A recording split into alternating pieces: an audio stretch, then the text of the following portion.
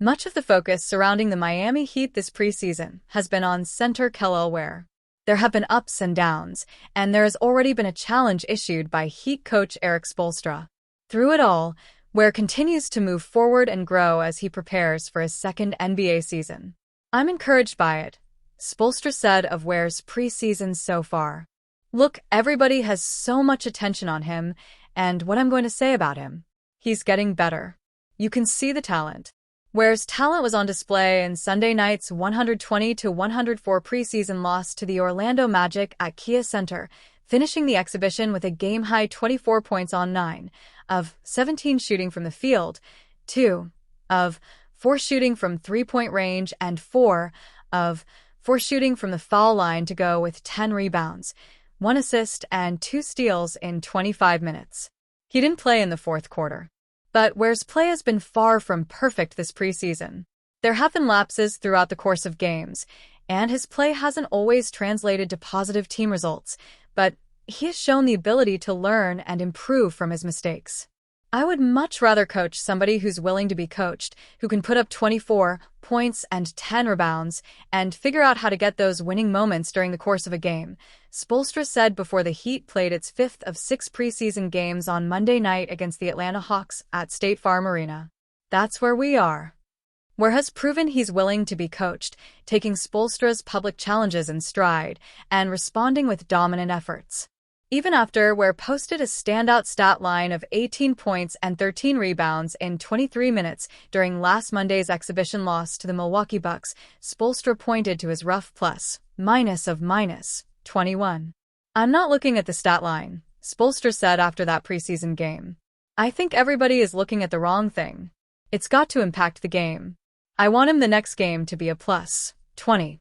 That's what it's about."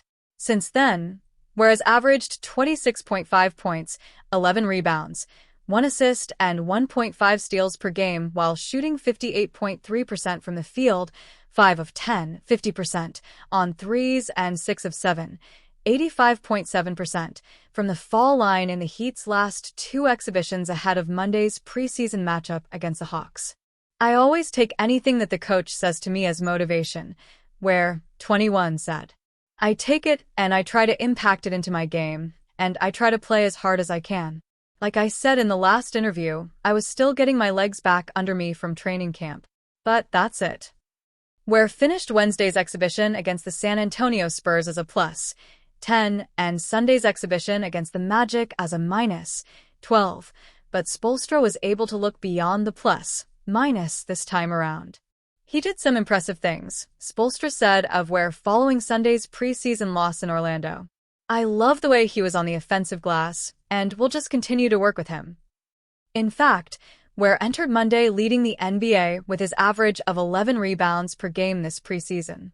But despite Ware's encouraging and sometimes dominant moments this preseason, the 7-footer appears to be on track to begin the regular season as a role after ending last season as starter and one of the league's best rookies. Bam Adebayo and Ware, who closed last season as Miami's starting frontcourt, have yet to play together in the exhibition season. Adebayo has started, and Ware's played off the bench in 3 of the first 4 exhibitions. Ware started Sunday, but only because Adebayo was held out on the front end of the preseason back-to-back set. "Well, we did see some good moments with them last year, and I'll continue to be open to it," Spoelstra said Sunday about his decision to stagger the preseason moments of Adebayo and Ware. "We're looking at some other things right now, but all things are on the table." Ware, who was taken by the Heat with the 15th overall pick in last year's draft, earned a spot on the NBA All-Rookie second team. Now he's working to earn Spoelstra's full trust and to prove that he can impact winning consistently. "That's the kind of passion and intent that we would like to see more consistently," Spoelstra said when discussing Ware's recent play this preseason. "That's young players in this league. There aren't many young players that come into this league that are impacting winning right away."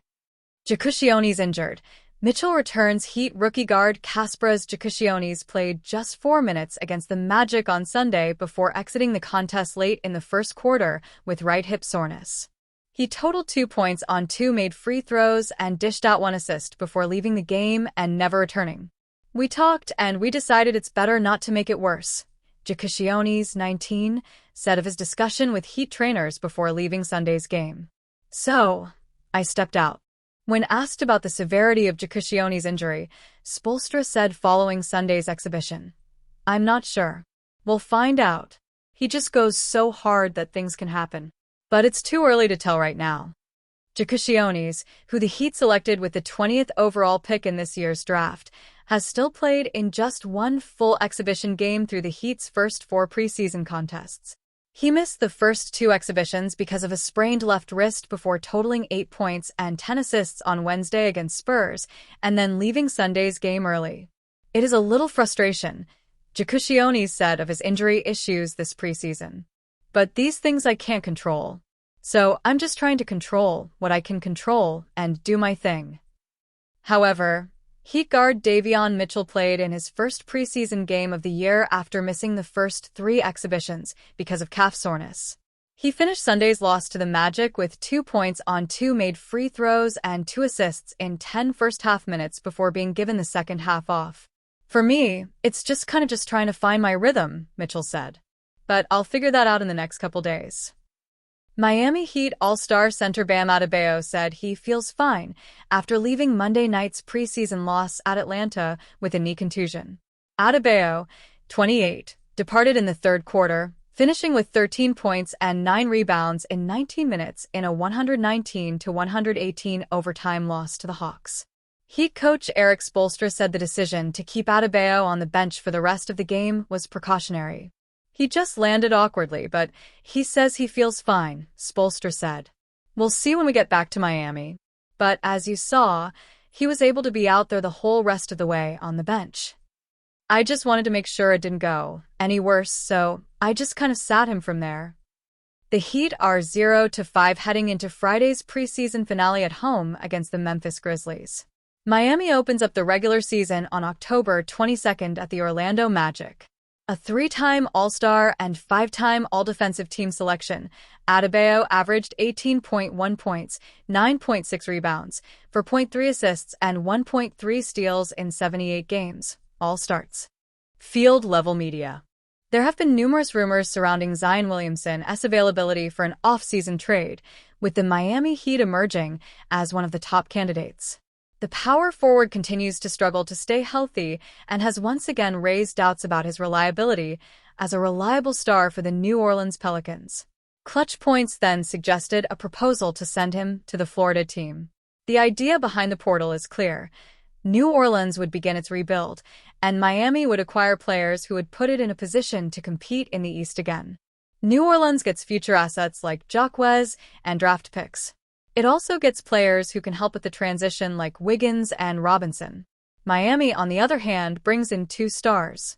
Even though McCollum is already in the latter half of his career and Zion has injury issues, this gives the franchise a much better starting 5 than the one in 2024-25.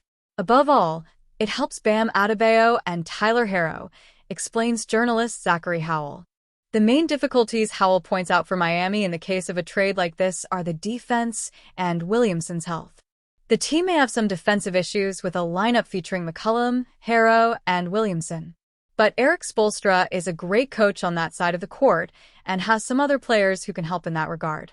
Additionally, the long-standing issues of Zion's weight, diet, and propensity for injury would also be top of mind, he stated. Indeed, the Miami Heat appear to be eyeing a major trade, but it's still unclear whether a name like Zion Williamson will be available. The Florida franchise has been linked to some rumors involving Kevin Durant and Giannis Antetokounmpo, but nothing is certain yet. The situation for New Orleans #1 is similar. After all, it's unclear whether the franchise truly wants to explore a rebuild starting in 2025-26. It's true that Brandon Ingram was traded at the trade deadline, but for many, this was a trade that opened up space for players like Herb Jones and Trey Murphy III to gain more prominence and minutes. See the possible trade that would send Zion Williamson to the Heat. New Orleans receives Andrew Wiggins, Terry Rozier, Duncan Robinson, Jamie Jacquez Jr., 2 first-round draft picks, 2027 and 2029, and a second-round pick, 2029. Miami receives Zion Williamson and C.J. McCollum,